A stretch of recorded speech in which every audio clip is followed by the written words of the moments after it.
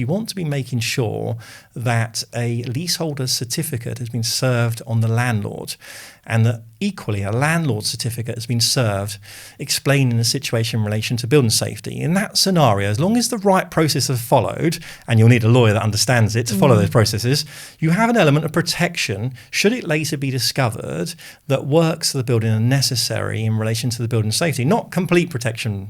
It's a complicated act, so I can't sit here and say you're completely covered.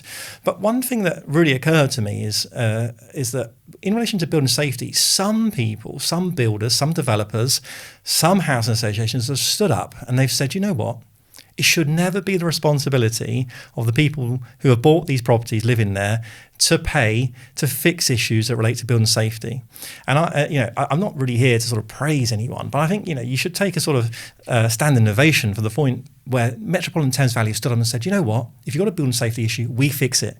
Yeah. And I think that's a unique selling point, because in relation to the industry, that's not happened from everyone. Some developers have stood up and said that, some other housing associations said that, but generally people haven't said that. So they've left it up to the individual tenants, leaseholders, people that own the flats to try and fix this and figure it out themselves.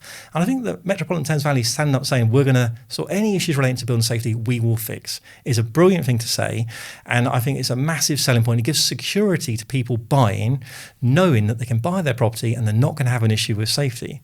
It's the last thing you want. You shouldn't be buying with an issue with safety. Yeah, and it is something that we don't actively promote. It's something we do because we believe that it's right, and we've created our letter of assurance that I'm sure you've seen, time and time again. And that letter of assurance basically covers the leaseholder that they know they're moving into that property and they're not going to be liable for any remedial works that fall off the back of the survey inspections. And it's actually recognised by banks now. So a lot of mortgage lenders now know that we offer a letter of assurance, and that is part of their checklist now, which is great.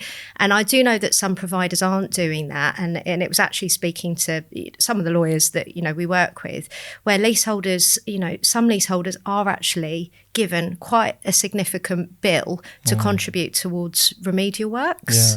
I mean, listen, you should have a banner outside your offices advertising it. It's massive.